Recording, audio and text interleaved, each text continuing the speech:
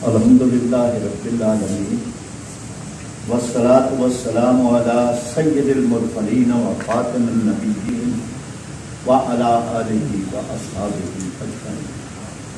قابل احترام سید کرامت بخاری صاحب، حامد انوار صاحب، محمد انور بوندل صاحب، انتہائی قابل احترام معزز خواتین و حضرات،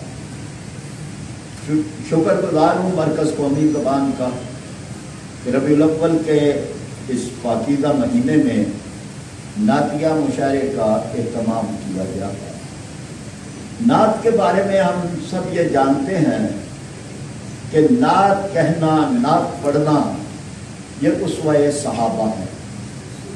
پہلے شاعر جو ہیں حضرت حسان بن ثابت ثناخوان رسول، جن کا خوبصورت کلام ہے برسا برس تا قیامت زندہ و پائندہ رہے گا، اور نعت سننا یہ سنت رسول صلی اللہ علیہ وسلم، خود اللہ کے نبی صلی اللہ علیہ وسلم نے خود نعت سنی ہے، تو یہ سنت رسول ہے۔ تو اس لحاظ سے آج ہم جس محفل میں بیٹھے ہیں، ہمارا یہ ایمان ہے کہ جس محفل میں قرآن پاک کی تلاوت ہو، اللہ کے نبی صلی اللہ علیہ وسلم کا ذکر مبارک ہو، اس محفل پر اللہ کی رحمتوں کا سایہ ہوتا ہے، فرشتے اپنے پر پھیلا دیتے ہیں اور انوار و تجلیات کی بارش ہوتی ہے۔ بہت بڑا موضوع ہے سیرت کا، اور حقیقت یہ ہے کہ روشنی پہ روشنی ڈالنا یہ ممکن ہی نہیں ہے۔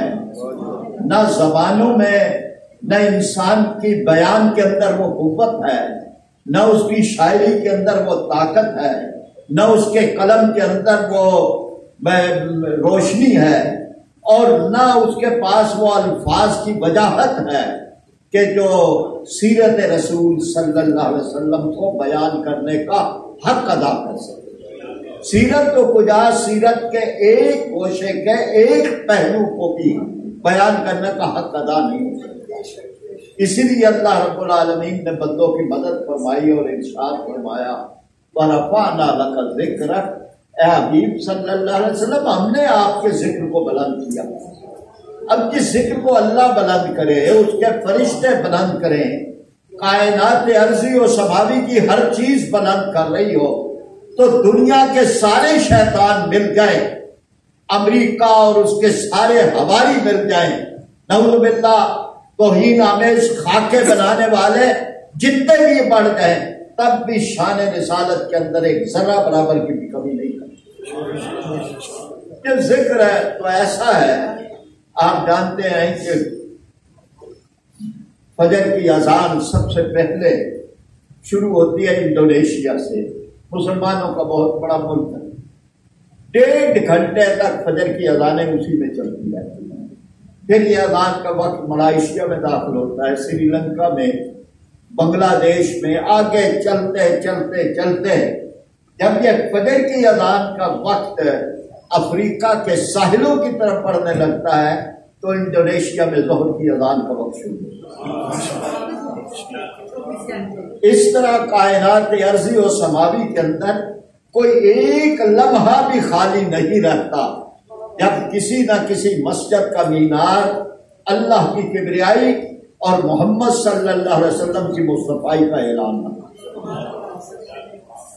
اب یہ کہ اتنا بڑا ایک وسیع موضوع ہے، انسان کس چیز کو بیان کرے؟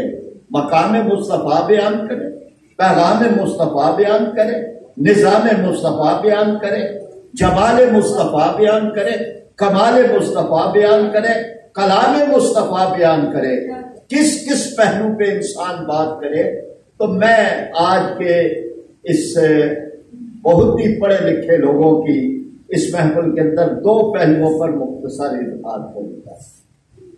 ایک یہ کہ جو ہمارا بحران ہے سیرت کے حوالے سے، سیرت کی مجلسیں ہوتی ہیں، محفلیں ہوتی ہیں، میلاد کی محفلیں ہوتی ہیں، بہت کچھ، یعنی خاص طور پر ربیع الاول، لیکن جس چیز کی کمی ہے ہمارے ہاں وہ عمل کی کمی ہے۔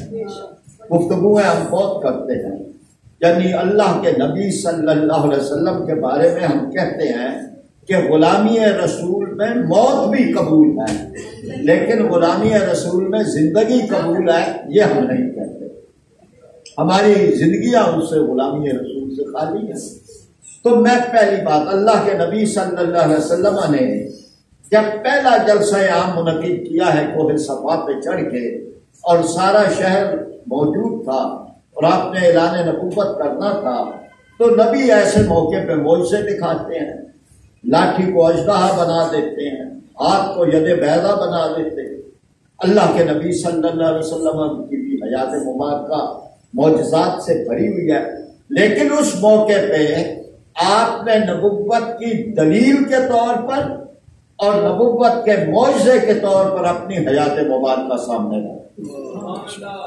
لقد لبثت فیکم عمری، میرے شہر کے لوگوں عمر گزاری ہے، میرا بچپن، میری جوانی، میری جلوتیں، میری خلوتیں، میرے تعلقات، میرے معاملات سب تمہارے سامنے ہیں۔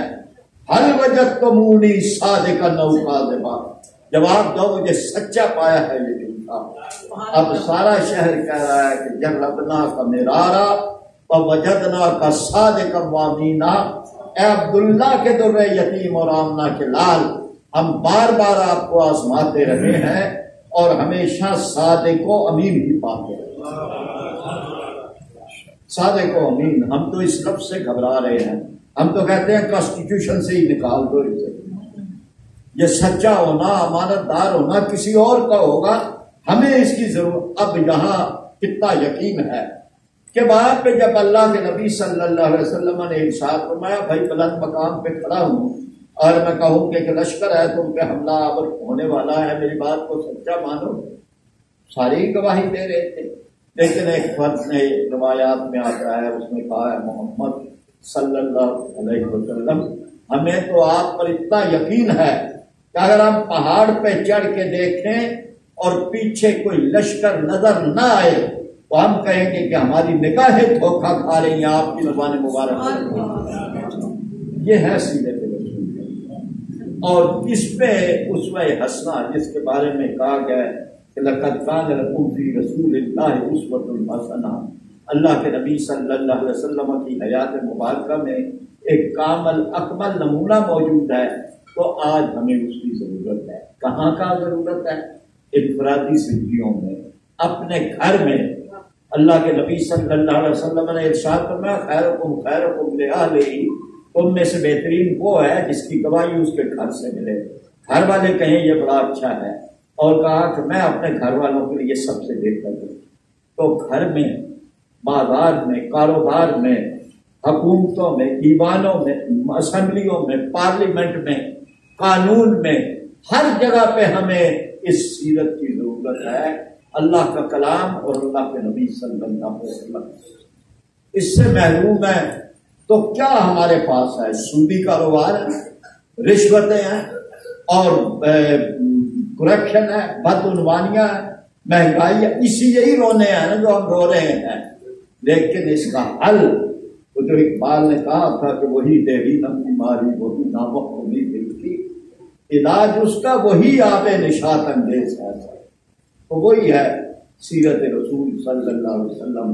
ایک واقعے یا حدیث کے ساتھ بات ختم کرتا ہوں۔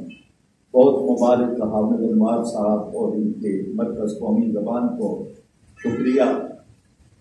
اللہ کے نبی صلی اللہ علیہ وسلم کے صحابی مسجد نبوی کی طرف آ رہے ہیں، اللہ کے نبی صلی اللہ علیہ وسلم مسجد میں خطبہ دے رہے ہیں، کچھ لوگ مسجد میں ہی کناروں پہ کھڑے ہیں، آپ ارشاد فرماتے ہیں اللہ کے بندو بیٹھ جاؤ۔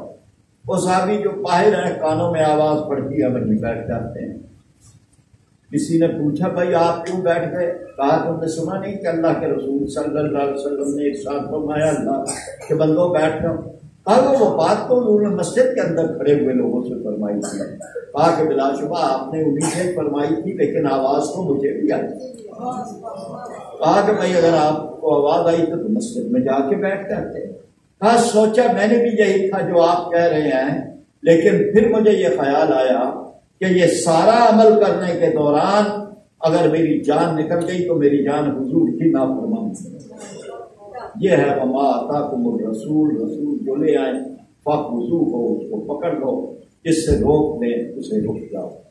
تیری معراج کہ تو لوح و قلم تک پہنچا، تیری معراج کہ تو لوح و قلم تک پہنچا، اور میری معراج کہ میں تیرے قدم تک۔